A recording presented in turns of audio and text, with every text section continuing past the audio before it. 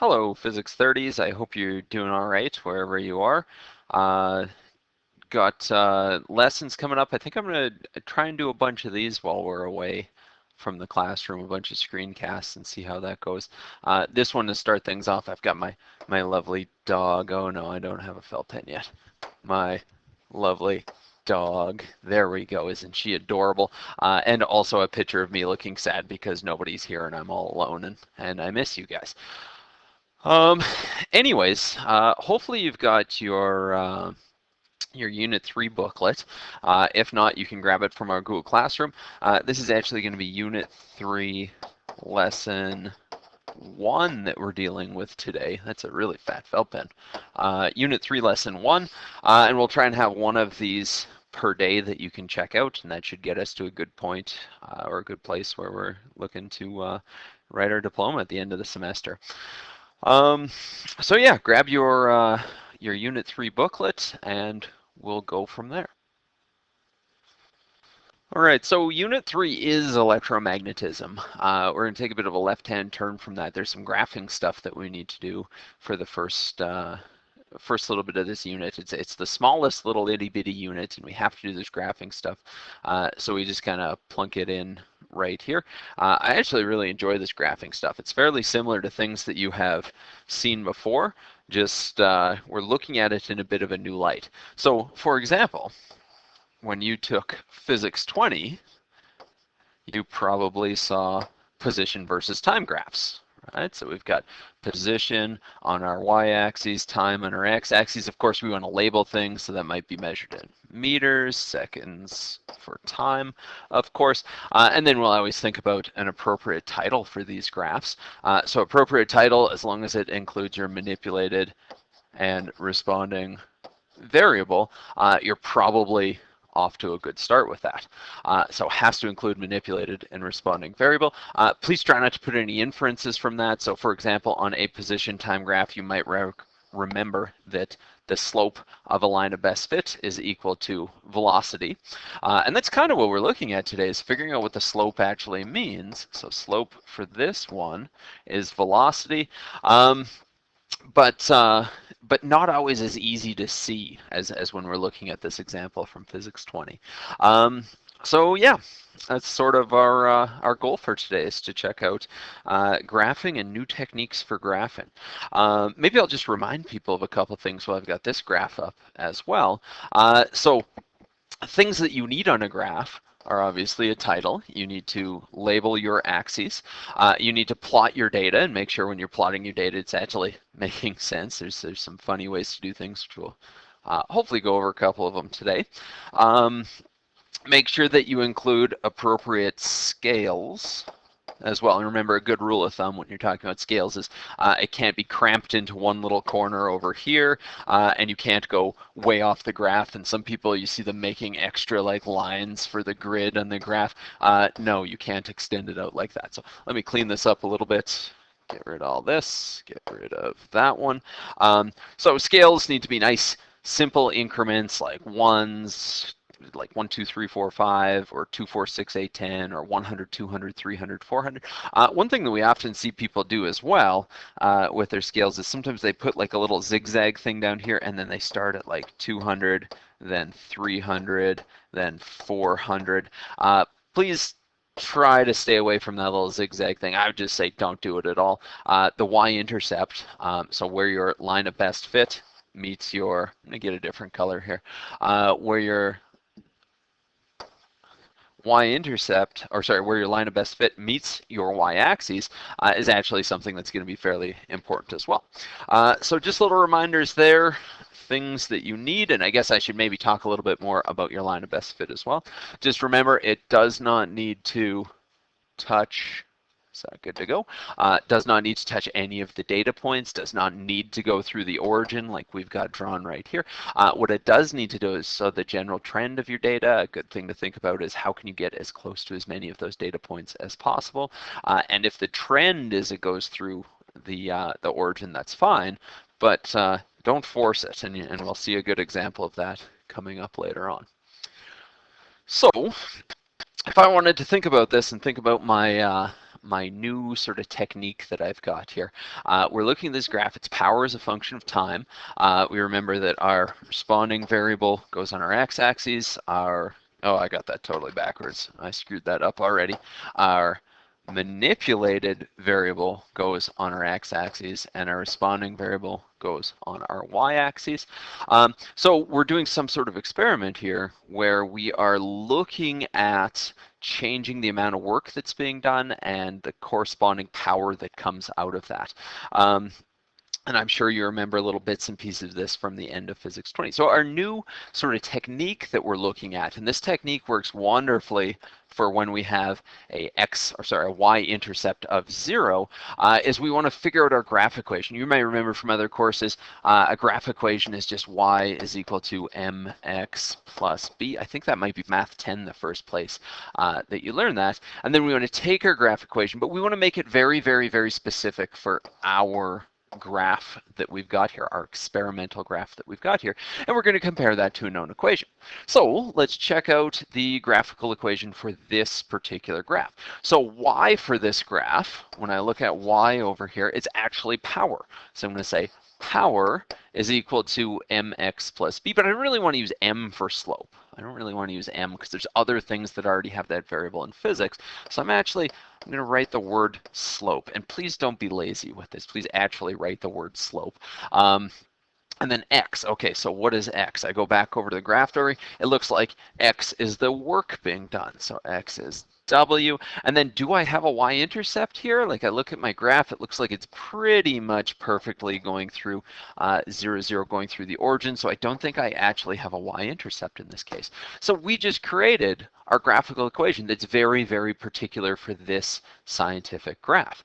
Awesome. Our known equation, this is what's gonna get us to, think back, check out our data sheets. It's been a while since you've used this one, I bet. So what's a known equation that deals with power and work?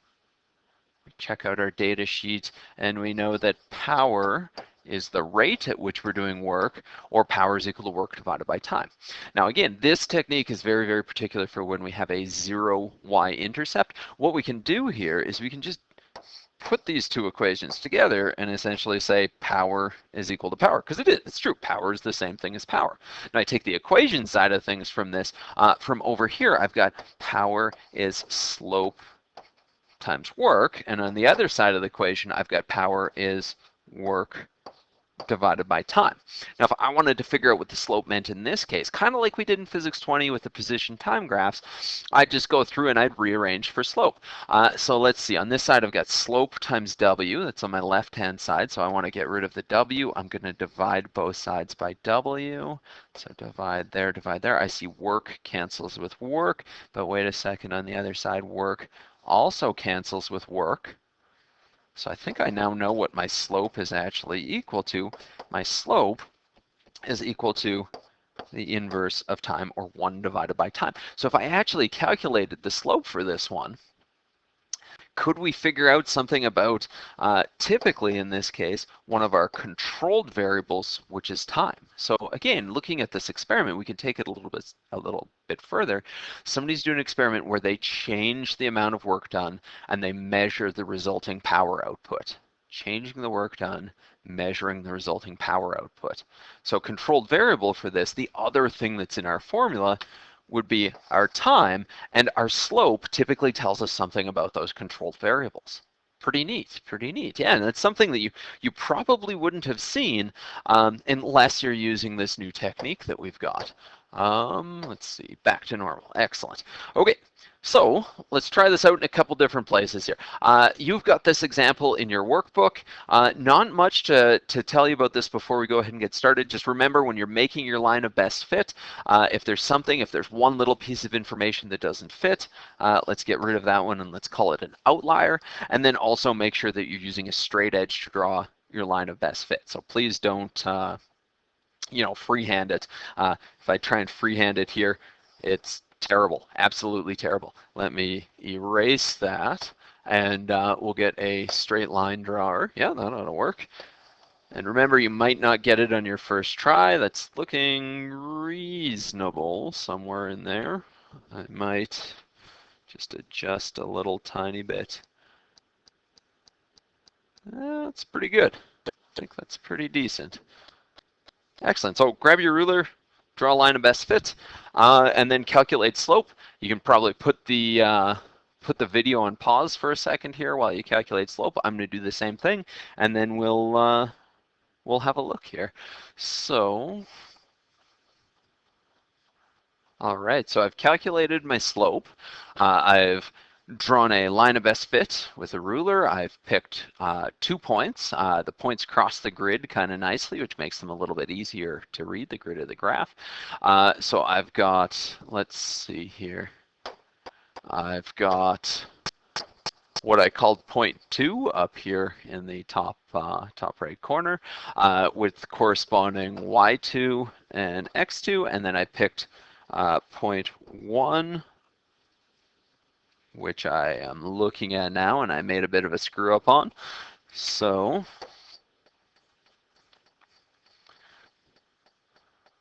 let me just fix that. The screw up was I looked at the data point more than the line of best fit. It's really important to look at your line of best fit and not individual data points. All right, so I got that fixed up here. Took me a second, off camera of course, but took me a second. So instead of using the data point, I moved it over by a little bit, again crossing that grid very, very nicely. So crosses the grid on the y, crosses the grid on the x, and gives me nice clear numbers. So when I go through and I plug everything in to figure out my slope, notice I'm keeping units everywhere. I end up with my slope as 17.9 joules per kilogram. Now you might be thinking to yourself, oh no, my slope is slightly different than that. As long as it's close, it's good. Because remember, as we go through and as we kind of check this out, like everybody's going to have a slightly different line of best fit. Everybody will have picked different points to calculate their slope, but it should still be fairly close. So if you're in and around 17.9, you are in a good spot. Okay, perfect. So we've calculated the slope for this example. That's a fairly easy thing, even though, despite my screw-ups, calculate the slope. Now the more difficult part is part B. When we're using this slope, we want to use that slope and the significance of the slope to figure out the speed. So one thing that I like to look at with this is kind of thinking through and really understanding, okay, well, what would this experiment look like? Right? And then I start to get an idea like where speed actually comes in. So my manipulated variable for this one is mass. So a person is changing the mass, and then they're trying to figure out how that affects our kinetic energy. Our responding variable, therefore, is kinetic energy, which again goes on our y-axis. So manipulated, we're changing the mass and we're trying to figure out what happens with kinetic energy. So you might start thinking to yourself, okay, well, could some controlled variables be? And obviously the big controlled variable when we're talking about kinetic energy, because kinetic energy is dependent realistically just on 2 things, are mass and of course speed. So our controlled variable has to be speed. This entire experiment has one constant speed, and again using significant slope we're going to find that. So let's skip forward a bit here. I better actually write out my slope so I remember it as I move forward. Perfect. So here's our graph, and notice that I've just got a little sketch of this graph. When I was preparing notes for this one, I made a sketch of every single graph that we're going to look at today. So every single little graph that we're going to look at, and even just that sketch really helps a person out, especially when we're starting to build our graph equation in the form of y is equal to mx plus b. So for this particular graph, my y is the kinetic energy. My slope, and this is a great example of why we don't want to use m for slope. My slope, I'll write the word, just continues there. We'll figure out what it means in a second. And then x in this case is actually mass in kilograms. Does it look like we have a y-intercept? No, not at all. Remember, it's just as if it's going through 0, 0 there.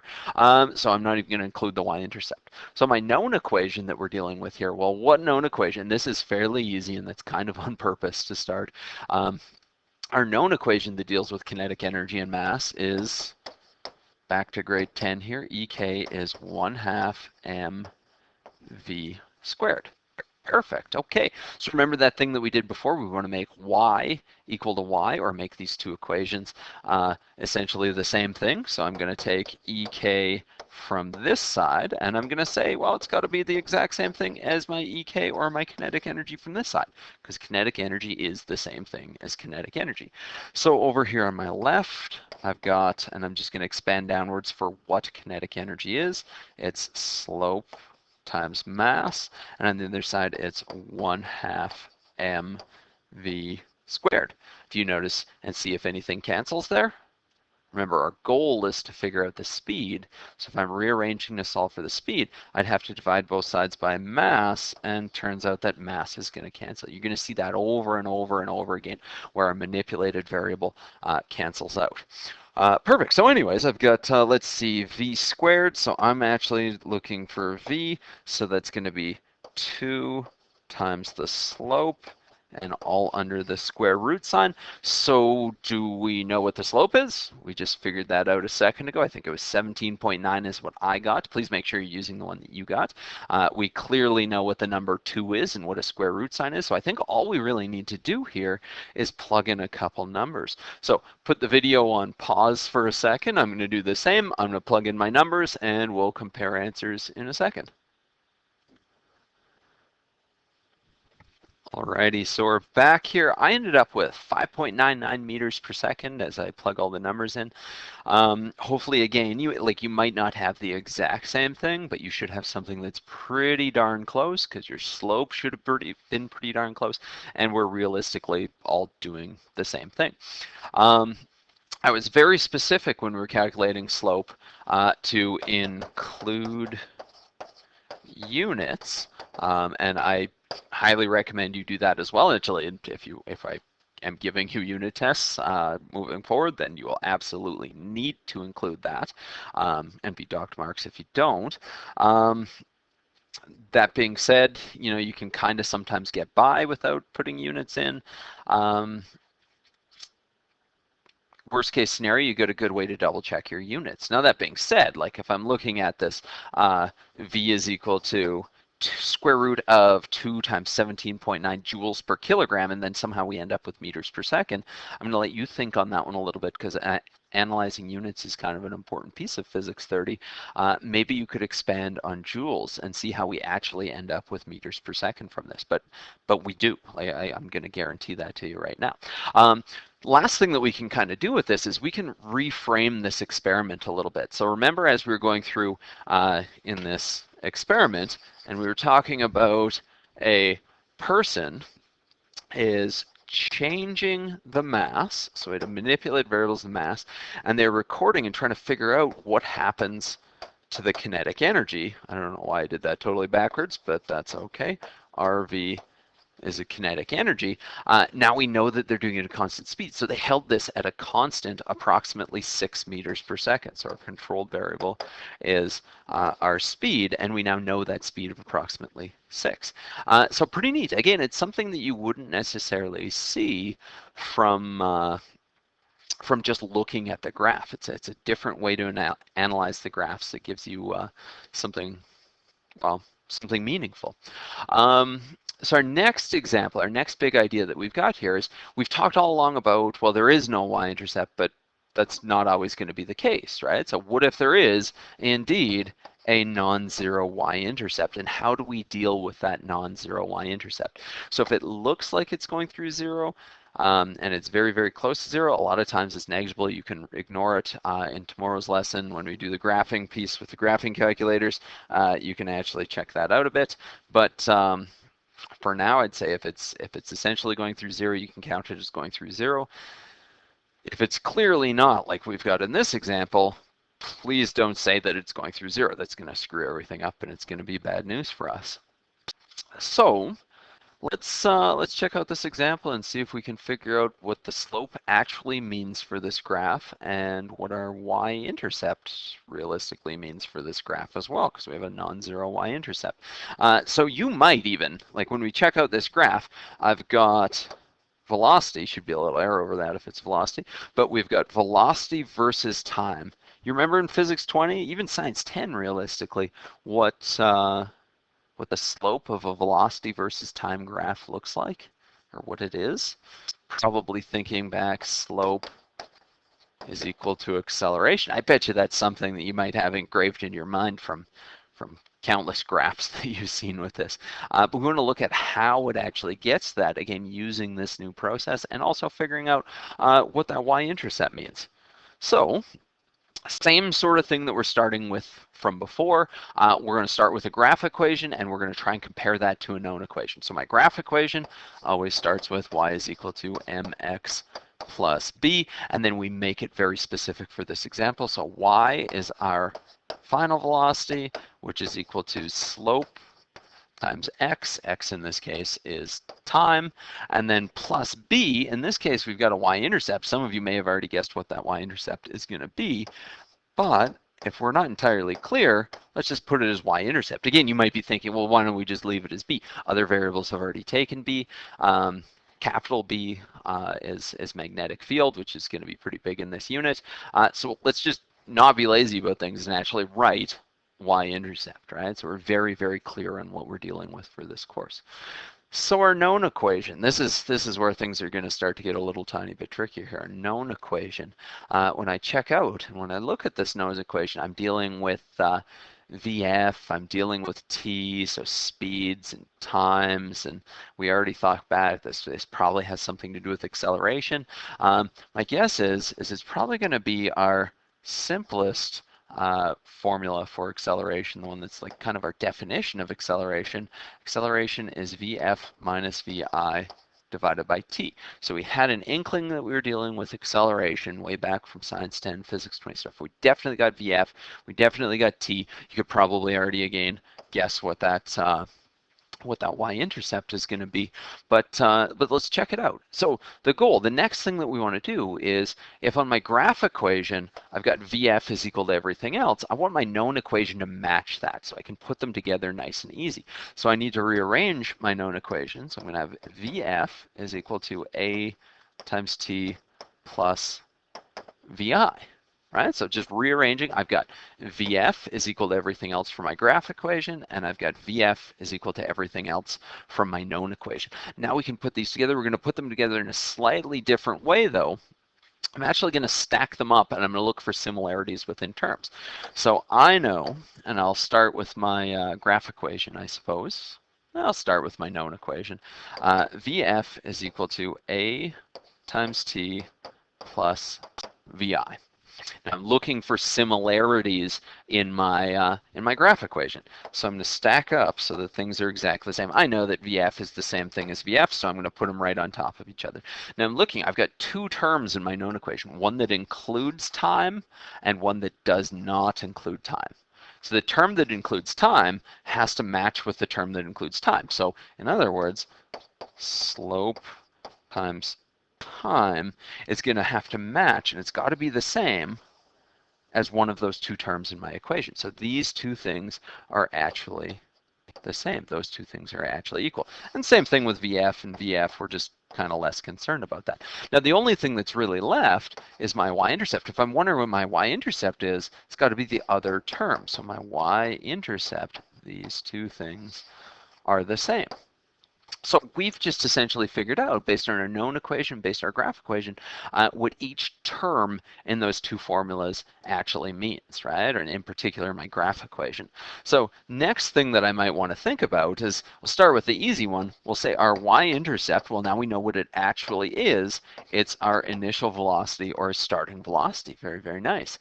And then the other piece, so this is just kind of, that comes from over here. I don't know why I'm crossing streams so much. This is, what is this, amateur hour? Anyways, this whole term that's in the middle right here, I've got a times t is equal to slope times t. And again, if I rearrange and I solve for my slope, we'll see that time actually cancels out, and we know that slope is acceleration. Right? So similar kind of idea, just a different technique to figure out what everything means. So stack them up. If you have a non-zero y-intercept, stack them up and look for similarities between the terms. Cool. So not so bad, right? Physics 30s? It's really not so bad. It's a new thing, but it's definitely doable. So let's think about one more. This one, I don't think you have this one in your workbook. Let's just think about this one real quick. It's a bit of a challenge, a little bit harder to see, but definitely in your realm, definitely something that you can handle.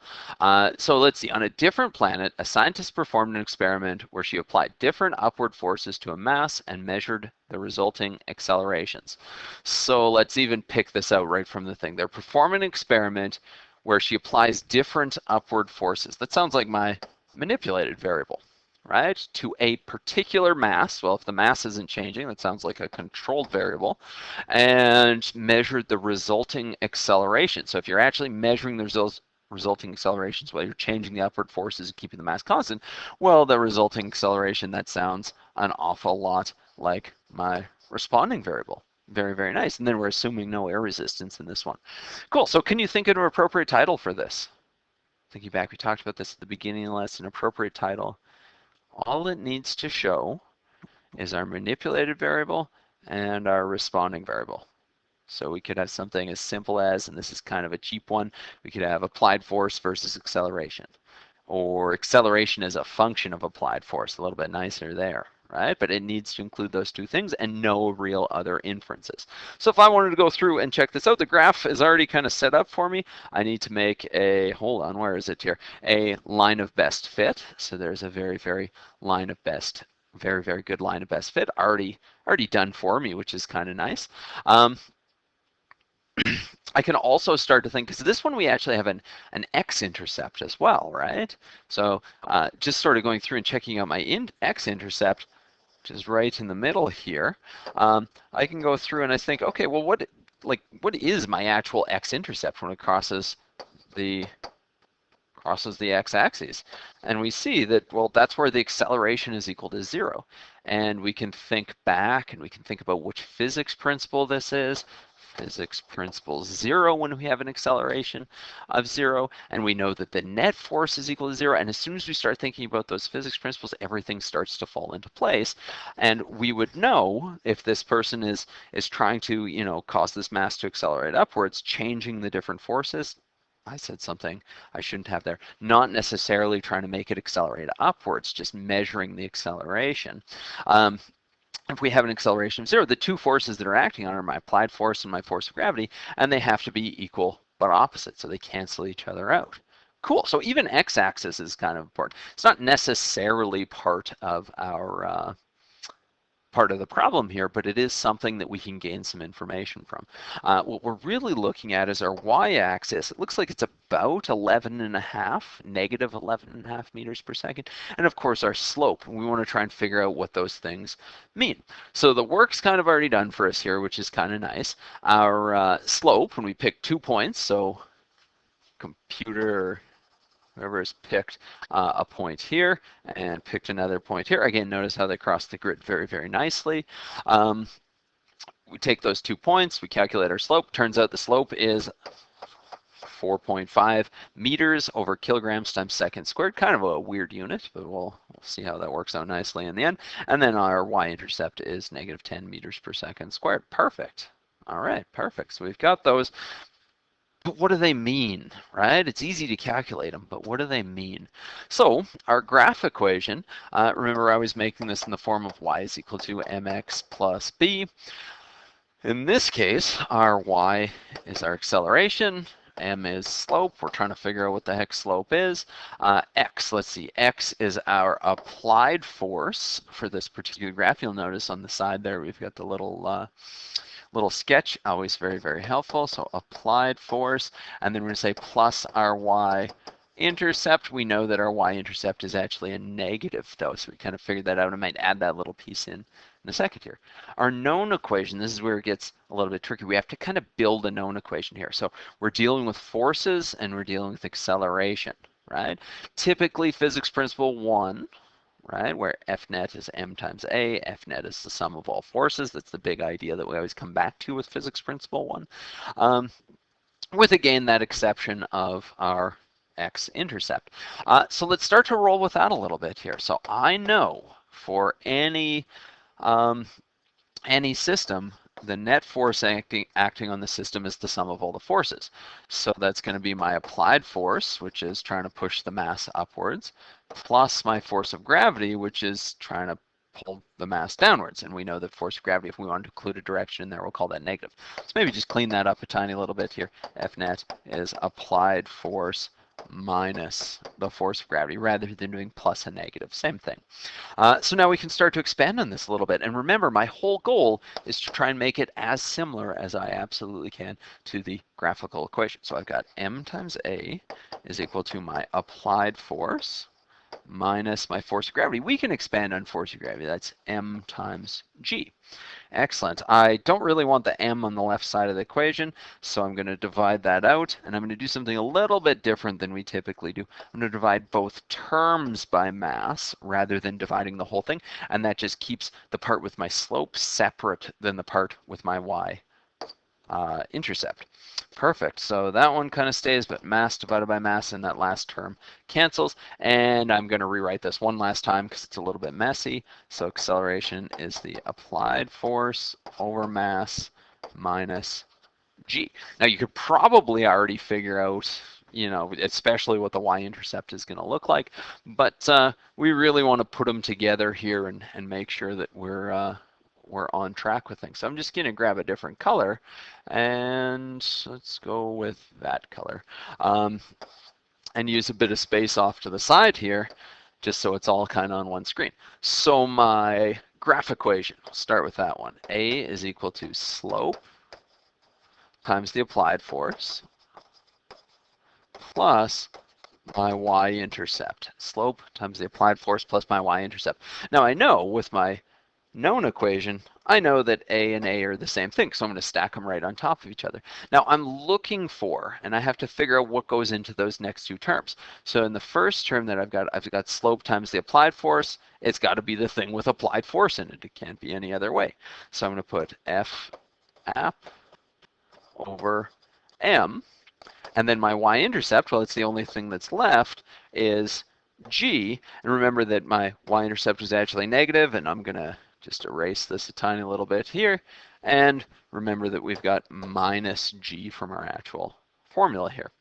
Perfect. And plus the negative, that works out very nicely because our y-intercept is actually just going to be the acceleration due to gravity or gravitational field strength.